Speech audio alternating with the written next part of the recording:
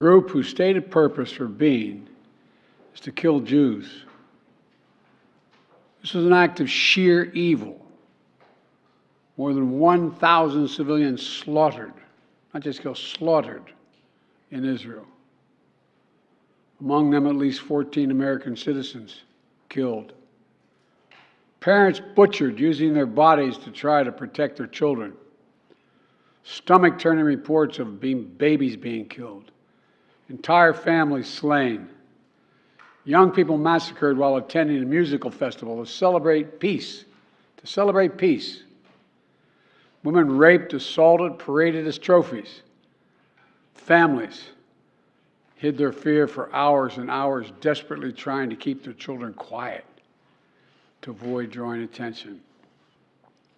And thousands of wounded, alive but carrying with them the bullet holes and the shrapnel wounds and the memory of what they endured. You all know these traumas never go away. There's still so many families desperately waiting to hear the fate of their loved ones, not knowing if they're alive or dead or hostages. Infants in their mother's arms, grandparents in wheelchairs, Holocaust survivors abducted and held hostage. Hostages whom Hamas has now threatened to execute in violation of every code of human morality. It's abhorrent. The brutality of Hamas, these bloodthirstiness brings to mind the worst rampages of ISIS. This is terrorism. But sadly, for the Jewish people, it's not new. This attack has brought to the surface painful memories and the scars left by a millennia of anti-Semitism and genocide of the Jewish people. So in this moment, we must be crystal clear. We stand with Israel. We stand with Israel. And we will make sure Israel has what it needs to take care of its citizens, defend itself, and respond to this attack. There's no justification for terrorism. There's no excuse. Hamas does not stand for the Palestinian people's right to dignity and self-determination. Its stated purpose is the annihilation of the state of Israel and the murder of Jewish people. They use Palestinian civilians as human shields. Hamas offers nothing but terror and bloodshed with no regard to who pays the price. The loss of innocent life is heartbreaking.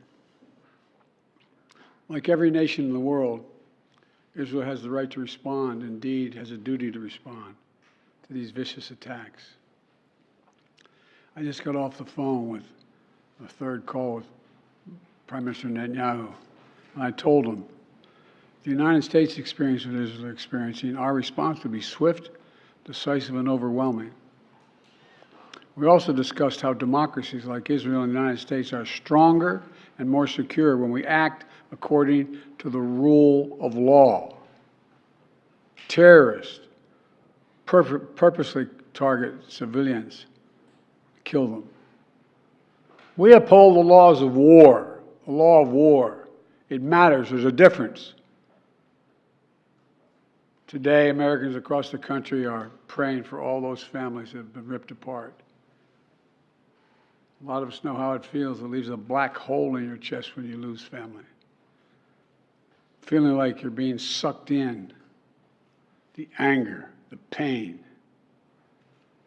the sense of hopelessness. This is what they mean by a human tragedy, an atrocity on an appalling scale. But we're going to continue to stand united, supporting the people of Israel who are suffering unspeakable losses and opposing the hatred and violence of terrorism. My team has been in near constant communication with our Israeli partners and partners all across the region and the world from the moment this crisis began. We're surging additional military assistance, including ammunition and interceptors, to replenish Iron Dome. We're going to make sure that Israel does not run out of these critical assets to defend its cities and its citizens. My administration has consulted closely with Congress throughout this crisis. And when Congress returns, we're going to ask them to take urgent action to fund the national security requirements of our critical partners. This is not about party or politics. This is about the security of our world, the security of the United States of America. We now know that American citizens are among those being held by Hamas.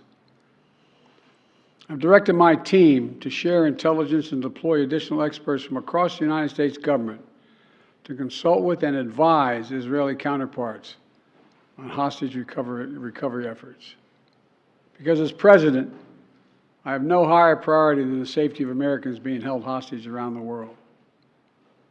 The United States has also enhanced our military force posture in the region to strengthen our deterrence. The Department of Defense has moved the USS Gerald R. Ford Carrier Strike Group to the Eastern Mediterranean and bolstered our fighter aircraft presence. And we stand ready to move in additional assets as needed. Let me say again, to any country, any organization, anyone thinking of taking advantage of this situation, I have one word: don't. Don't. Our hearts may be broken, but our resolve is clear. Yesterday, I also spoke with the leaders of France, Germany, Italy, and UK to discuss the latest developments with our European allies and coordinate our united response. This comes on top of days of steady engagement with partners across the region. We're also taking steps at home. In cities across the United States of America, police departments have stepped up security around centers of Jewish life. The Department of Homeland Security and the Federal Bureau of Investigation are working closely with state and local law enforcement and Jewish community partners to identify and disrupt any domestic threat that could emerge in connection with these horrific attacks. This is a moment for the United States to come together, to grieve with those who are mourning. Let's be real clear. There is no place for hate in America.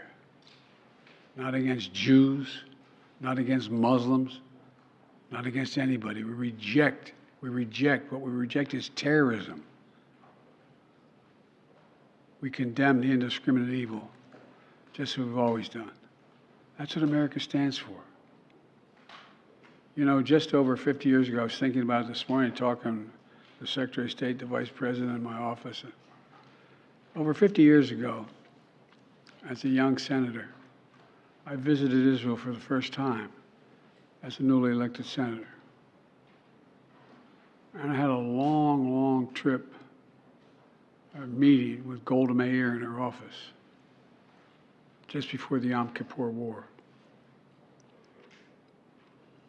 And I guess she could see the consternation on my face as she described what was being faced. They were facing.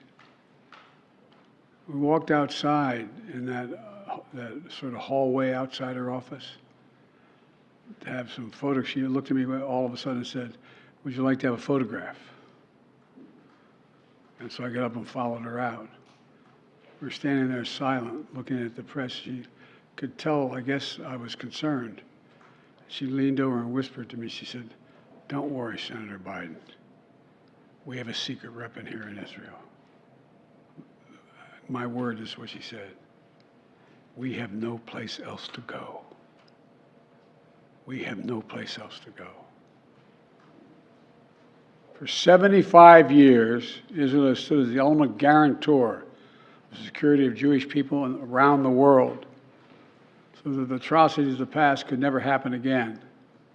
And let there be no doubt, the United States has Israel's back. We will make sure the Jewish and democratic state of Israel can defend itself today, tomorrow, as we always have. It's as simple as that. These atrocities have been sickening. We're with Israel. Let's make no mistake. Thank you. Mr. President, what was your reaction?